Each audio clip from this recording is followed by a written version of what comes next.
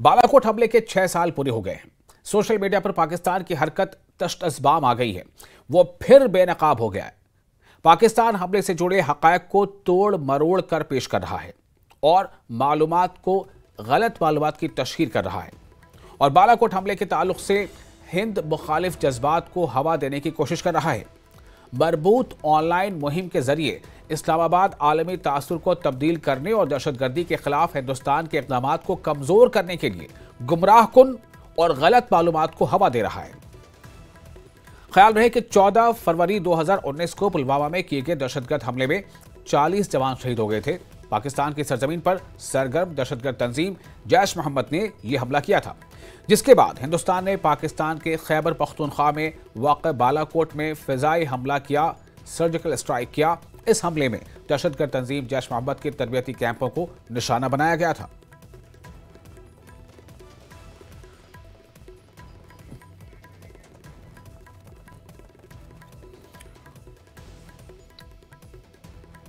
और इस खबर पर हमारे साथ बातचीत करने के लिए मौजूद हैं शैलेंद्र वांगू, एडिटर नेशनल ब्यूरो, और साथ ही हमारे से जुड़ चुके ब्रिगेडियर धीमान, डिफेंस एक्सपर्ट।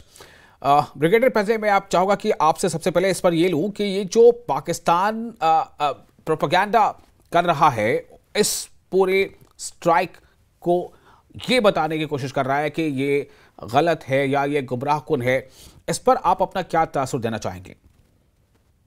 विशाल जी, तो मेरी पहली प्रतिक्रिया ये है कि 6 साल हो गए हैं और पाकिस्तान सोशल मीडिया पे अभी भी बैठ के जस्टिफिकेशन दे रहा है। तो मेरी फर्स्ट रिएक्शन है कि मैं जोर जोर से हंसूंगा, क्योंकि ये प्रूव होता है कि अगर आपने कोई गलत काम नहीं किया है या आपकी प्रॉब्लम नहीं हुई है, आपकी हार नहीं हुई है, तो आप उसको जस्टिफाई करने की कोशिश नहीं करेंगे।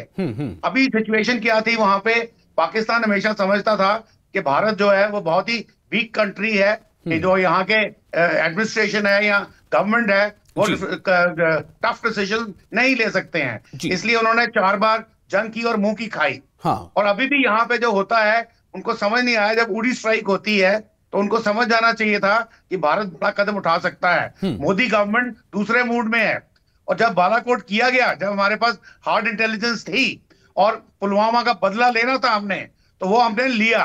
और वो जो मास्टर स्ट्राइक करी गई थी वो इस तरीके से करी गई थी कि पाकिस्तान की पूरी एयर डिफेंस आर्मी, जो उनकी पूरी इंटेलिजेंस थी, वो सारी की सारी ये सोच रही थी कि भारत भावलपुर के सामने कोई बड़ा कांड करने वाला है, उनके ऊपर अटैक करने वाला है, जबकि अटैक का एक्चुअली पर्पस बालाकोट था। और यहाँ पर भी बड़ा सक्सेसफुली, बड़ी स्टेल्थ के साथ, बड़ी पूरी की पूरी गोपनीयता के साथ पूरा अटैक सक्सेसफुली किया और वापस आए। और पाकिस्तान ने क्या किया? इमीडिएटली पूरे इलाके को सील कर दिया गया और बोला कि वहां पे कुछ पत्तियों को, पेड़ों को लगी है। अगर पेड़ों को ही, अगर भारतीय वायुसेना के जो अटैक था, अगर उन्होंने पेड़ों को डिस्ट्रॉय किया है तो आपने एरिया सील क्यों किया? अब क्या है कि हमारा जो अटैक था उसमें जो हमने गाइडेड बॉम्ब फेंके थे वो एक इजरायली किट से स्पाइस 2000 के साथ में, जबकि इंडियन एयरफोर्स ने मिनिस्ट्री ऑफ डिफेंस को बोला था हमको स्पाइस 2000 के साथ स्पाइक 2000 किट्स भी चाहिए, और वो नकार दिया गया। तो यहाँ पे इनमें फर्क ये है कि ये जो किट थे, ये बॉम्ब जो है अंदर जाके फटते हैं, बेसिकली ये रनवे डिनाइल के लिए होते हैं। तो उन्होंने जो उनकी वहां पे इंफ्रास्ट्रक्चर थी, बिल्डिंग्स थी, अगर आपने सैटेलाइट फोटोग्राफ देखे हो उसमें 2 होल बड़े क्लियर नजर आते हैं, यानी बॉम्ब पहले अंदर गए और अंदर जाके वो फटे और उन्होंने अंदर सब तबाह कर दिया। और पाकिस्तानियों ने उसको सील करके रखा 24 दिन तक, और उसके बाद 24 दिन के बाद एक पूरे के पूरे उनके कंट्री में जितने भी एम्बेसीज के डिप्लोमेट्स थे, उनका एक डेलीगेशन लेके गए दिखाने के लिए, देखिए यहाँ कुछ नहीं हुआ। तो 24 दिन तक वहां क्या रिकंस्ट्रक्शन का काम चल रहा था? अगर हमारे पास उस दिन स्पाइस 2000 वाले किट होते तो हमने पूरा का पूरा मलबा दिखाना था वहां पे, उनको रिकंस्ट्रक्शन का मौका तक नहीं मिलना था। तो ये एक थोड़ी सी चूक थी। उसके बाद उन्होंने रिटेलिएटरी स्ट्राइक भी करी, और फिर वो कहते हैं कि हमने आगे हिंदुस्तान के जहाज गिरा दिए। वो हिंदुस्तान की जो बाउंड्री एलसी के अंदर आए, विद इन 20 किलोमीटर में अपने बॉम्ब ड्रॉप करके भाग गए। और लकीली उनके हाथ क्या हुआ, एक मिसाइल फायर कर दी थी F-16 की, जो हमारे जो विंग कमांडर थे जिनको जो हिट हो गए, वो MiG-21 में थे। MiG-21 पुराना एयरक्राफ्ट था, और उसमें भी जो उन्होंने एंटी मिसाइल मनूवर लिया, वर्टिकल रोल करने की कोशिश की, परंतु वहां पे हवाई जहाज की जो क्षमता थी उसने जवाब दे दिया गया। इसलिए उनको इजेक्ट करना पड़ा और उनको ले लिया उन्होंने हिरासत में। पर विद इन 24 आवर्स 48 आवर्स उन्होंने उनको सहूलियत के साथ बिल्कुल वापस बिल्कुल करना बिल्कुल पड़ा। मैं थोड़ा मैं इस पर चाहूंगा कि हमारे जो नेशनल एडिटर है नेशनल ब्यूरो, मैं जरा उससे इसी पर थोड़ा सा एक बात कर लूं जी। तो हम अटैक करेंगे। बिल्कुल ब्रिगेडियर मैं आप हमारे साथ बने रहे। शैलेंद्र, मेरा सवाल आपसे ये होगा कि गुज़िश्ता कई सालों से 6 साल इसके हो गए, हर बार पाकिस्तान इसी तरह के कुछ ना कुछ इनिशिएटिव कर रहा होता है। वो अपने प्रोपेगेंडे के जरिए इस पूरे इशू को जो है वो अपने हक में करने की कोशिश करता है, ये दिखाने चाहता है कि वो कुछ था ही नहीं, नल एंड वॉइड, कुछ नहीं था वहां पर, कुछ ऐसा नहीं हुआ। मैं आपसे जानना चाहता हूं कि इस बार जो प्रोपेगेंडा है उसमें क्या कुछ नया है?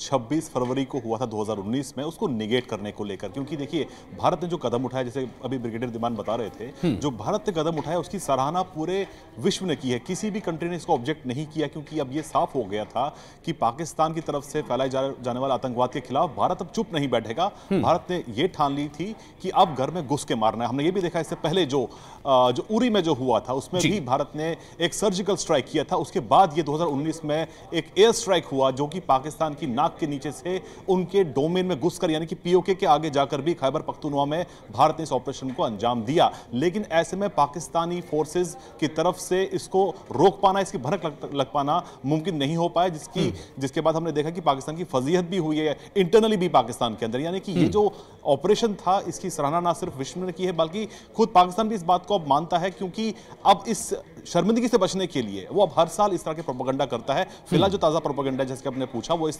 प्लेटफॉर्म पे है कि सोशल प्लेटफॉर्म पर वो कहीं ना कहीं इस दिन को इस तरह से याद कर रहा है कि वो पाकिस्तान की जीत थी। हालांकि आपको ये भी याद दिला दें कि अभिनंदन जब वहां पहुंचे थे, कैप्टन अभिनंदन, माफ कीजिए, विंग कमांडर अभिनंदन, जब वहां पे पीओके में जब उनको वहां पर लैंड किए थे, उसके बाद उनको हिरासत में लिया गया, उनके साथ मारपीट वहां पर की गई। लेकिन उसके बाद भी दबाव था पाकिस्तान पर कि वो तुरंत उनकी रिहाई के, तो बिना किसी शर्त के पाकिस्तान में उस वक्त प्रधानमंत्री इमरान खान थे, उन्होंने असेंबली में, नेशनल असेंबली में वहां पर इस बात का जिक्र किया और उन्होंने कहा कि हम भारत से संबंध अच्छे चाहते हैं। जिसके बाद अभिनंदन की रिहाई 60 घंटों के अंदर ही रिहाई हो चुकी थी अभिनंदन की। यानी कि पाकिस्तान जो कहीं ना कहीं इस बात को लेकर आज भी प्रोपेगेंडा कर रहा है, तो पाकिस्तान को झुकना पड़ा इस बात को लेकर। लेकिन अहम बात आज भी यही है, विशाल आपको बता दें कि आतंकवाद का जो मुद्दा है वो आज भी वैसे का ज्यों का त्यों है। आज भी वहां पर टेरर कैंप्स चल रहे हैं, आज भी आतंकी हमले प्लान किए जा रहे हैं। हमने आज ही देखा कि रजौरी के अंदर भी ऐसी कुछ इंसिडेंट सामने आ रहे हैं। तो कहीं ना कहीं जो पाकिस्तान के सामने जो मेन मुद्दा है वो आतंकवाद का है, जिसको वो आज भी एड्रेस करने को तैयार नहीं है। बिल्कुल ब्रिगेडियर, मेरा सवाल अब अगला आपसे ही होगा कि पाकिस्तान लाख इसको मतलब चादर ओढ़ाने की कोशिश करता रहे, ढकने की कोशिश करता रहे, ये बताता रहे कि ऐसा कुछ नहीं हुआ था, लेकिन ये सच्चाई तो सच्चाई है। मैं आपसे जानना चाहता हूं कि ये जो पॉइंट अभी शैलेंद्र उठा रहे हैं कि अभी भी वो चीजें वहां पर एग्जिस्ट कर रही हैं, मतलब उसके बाद से ही सही, तो आखिर क्या है? अब किस स्टेज तक की जरूरत है? अब किस तरह के इकदाम की, किस तरह के स्टेप्स उठाए जाने की जरूरत है? सवाल का जवाब दूं, मैं शैलेंद्र जी के एक जो उन्होंने बताया है उसको थोड़ा सा ऑगमेंट करना चाहता हूं। इन्होंने बताया कि नेशनल असेंबली में पाकिस्तान में ये बोला गया कि भारत के साथ अच्छे रिलेशन चाहिए, इसलिए उसको छोड़ो। इन्होंने ये नहीं बताया कि ऑपोजिशन मेंबर जब गवर्नमेंट को क्रिटिसाइज कर रहा था उसने क्या बोला। उसने बोला कि हम उस मीटिंग में बैठे थे, वहां पे पाकिस्तान के फॉरेन मिनिस्टर रोते हुए आए और बड़ी बदहासी की हालत में बोला जल्दी से छोड़ो, जल्दी से छोड़ो, तो इंडिया अटैक कर देगा, मोदी सीरियस है। ये फॉरेन पॉलिसी की, फॉरेन डिपार्टमेंट की तरफ से मैं आपको बता रहा हूं। तो ये चीजें रिकॉर्डेड है पाकिस्तान की नेशनल असेंबली में। अगर ये बयान रिकॉर्डेड है तो इसके बाद क्या शक रह जाता है। बाकी दूसरी बात आपने कही कि वो अभी भी आतंकवाद को चला रहा है, क्योंकि आतंकवाद जो है वो एक उसकी डिक्लेयर्ड पॉलिसी है जो शायद डीप स्टेट फ्रॉम यूएसए से प्रेरित है, आईएसआई को फायदा देती है, और पाकिस्तान के अंदर बहुत लिमिटेड लोग हैं जो उसको सपोर्ट करते हैं। क्योंकि वो आर्मी का हिस्सा है, कोई उसके अगेंस्ट नहीं बोलता। पर अगर आपने पिछले 2-3 साल में देखा हो, इवन पाकिस्तान के सिविलियंस पॉपुलेशन खुल के बोलती है कि हमारा हिंदुस्तान के साथ कोई झगड़ा नहीं है, सिर्फ कुछ रेडिकल लोग हैं, उन्होंने एक तमाशा बना के रखा हुआ है और हमें भी सजा दिलवाते हैं। ये शब्द आज भी, अगर आपने कल पाकिस्तान के जो मैच हारने के बाद उनके लोगों की बात सुनी हो, तो यही वो युवा जो लोग हैं यही बात करते हैं। तो जहां तक पाकिस्तान की पॉलिसी का सवाल है, उनके पास पैसे की कोई कमी नहीं है, क्योंकि ये नार्को टेररिस्ट का पैसा टेररिज्म है, नार्को का पैसा आता है खैबर पख्तूनख्वा और अफगानिस्तान बॉर्डर से, तो उसका कोई भी कहीं पे अकाउंटेबिलिटी है नहीं। वो सारा का सारा पैसा इनको अवेलेबल है। तो जब तक पाकिस्तान की गवर्नमेंट या और उनकी मिलिट्री जो है आपस में मिलकर ये डिसाइड नहीं करती कि इसको हमने नहीं करना है, तब तक ये चलता रहेगा। परंतु उनको ये भी पता चल गया है कि अगर कोई मेजर काम करोगे, देखिए टेररिज्म में जम्मू कश्मीर में बहुत कमी आई है।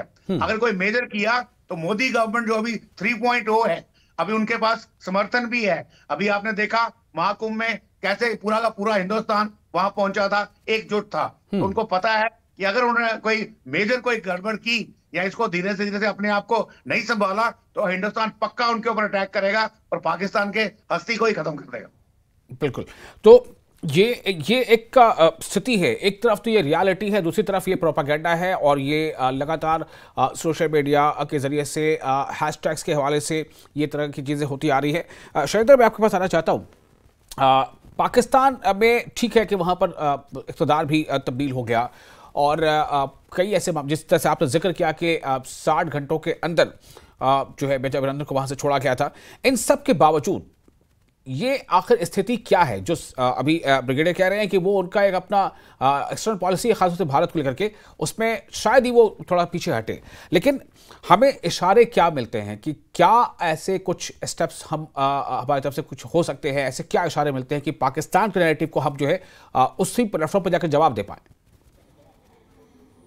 देखिए, जो हमने देखा है कि जब से उरी हुआ था, उससे पहले मुंबई अटैक्स जब हुए थे, उसके बाद से भारत का जो रुख है, जो रवैया लगातार बदलता चला गया। और खासतौर से प्रधानमंत्री मोदी के आने के बाद में पाकिस्तान को लेकर अप्रोच भी किया गया। जैसा आपको याद है कि पीएम मोदी खुद पाकिस्तान जा चुके थे सत्ता में आने के बाद ही, लेकिन जो पाकिस्तान का रवैया है उसमें कोई बदलाव नहीं हुआ। लेकिन उसके बाद जब हमले हुए, चाहे उरी की बात करें या उसके बाद पुलवामा हमले की बात करें, तो उसका जवाब और सीधा जवाब मोदी सरकार की तरफ से दिया गया है। लेकिन अब इसके साथ साथ ही ना सिर्फ आर्मी मिलिट्री वाइज बल्कि डिप्लोमेटिकली भी भारत इस बात में कामयाब हुआ है कि पाकिस्तान को इंटरनेशनल लेवल पर अलग थलग कर दिया गया है। और जो तमाम सबूत हैं वो ना सिर्फ भारत अपने शेयर करता है बल्कि इंटरनेशनल कम्युनिटी के साथ भी वो शेयर किया जाता है, ताकि एक परसेप्शन पाकिस्तान को लेकर सभी के सामने क्लियर हो कि किस तरह से मदरशिप ऑफ टेरर कहा जाता है पाकिस्तान को। और वो अब पूरी दुनिया इस बात को मानती है। अब देखिए, दुनिया में कहीं भी अगर बड़ा हमला होता है तो कहीं ना कहीं उसका लिंक, उसके तार जो है वो पाकिस्तान के साथ जुड़ते हैं। लोग आज भी भारत ये बात कहता रहा है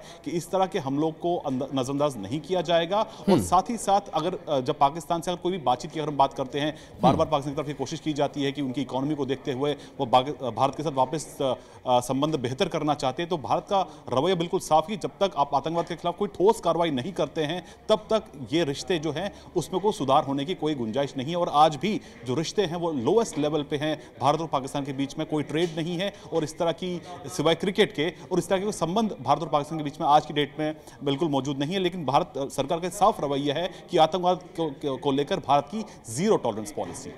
बिल्कुल।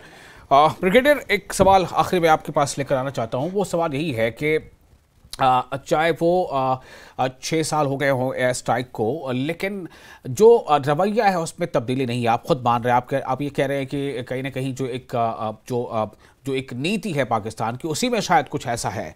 लेकिन क्या हर बार हम ये जो एक मिसाल पेश की जो आपने बताया कि अब जो है गवर्नमेंट एक अलग मोड में है, तो क्या इस मोड में रहते हुए क्या हम पाकिस्तान को सबक सिखा सकें, या पाकिस्तान इस फ्रंट पर, चाहे वो नैरेटिव बनाने का फ्रंट हो, चाहे सरहद के पार से लगातार ऐसे ट्रेनिंग कैंप चलाने का और वहां से इन्फिल्ट्रेटर्स को भेजने का, क्या उस पर एक आने वाले कुछ समय में कुछ लगाम लगा पाएंगे हम? सवाल है, मैं बता रहा हूं कि अभी तक जो हमारी उपलब्धियां हैं जम्मू कश्मीर के अंदर, आतंकवाद पे बहुत ज्यादा काबू पाया जा चुका है। छुटपुट घटनाएं जो हो रही हैं उसमें मेजॉरिटी घटनाएं वो हैं जहां पे हम प्रोएक्टिव हैं, ना कि मिलिटेंट्स। अभी बात रही पाकिस्तान की, पाकिस्तान में जो मैंने पहले भी बोला कि पाकिस्तान में पावर सेंटर गवर्नमेंट का भी है और मिलिट्री का भी है, और दोनों आपस में मिले नहीं है। प्रॉब्लम सबसे बड़ी ये है, मिलिट्री की एग्जिस्टेंस इसी पे डिपेंड करती है कि एंटी इंडिया स्टांस रहे, तो वो अपना आईएसआई के साथ बिना किसी डिपेंडेंस, गवर्नमेंट की डिपेंडेंस के अपना मुद्दा जो है वो चलाता रहता है। अभी जहां तक सिविलियन गवर्नमेंट की सवाल है या सिविलियन पॉपुलेशन की सवाल है, उनको भी समझ में आ गई है कि भारत के साथ अगर हम लड़ाई करेंगे तो नुकसान हमारा ही हो रहा है। तो हमें इनके साथ ज्यादा कोऑपरेट करना चाहिए और ये आतंकवाद का मुद्दा छोड़ना चाहिए। कश्मीर में कुछ नहीं रखा हुआ, उनको समझ आ गई है।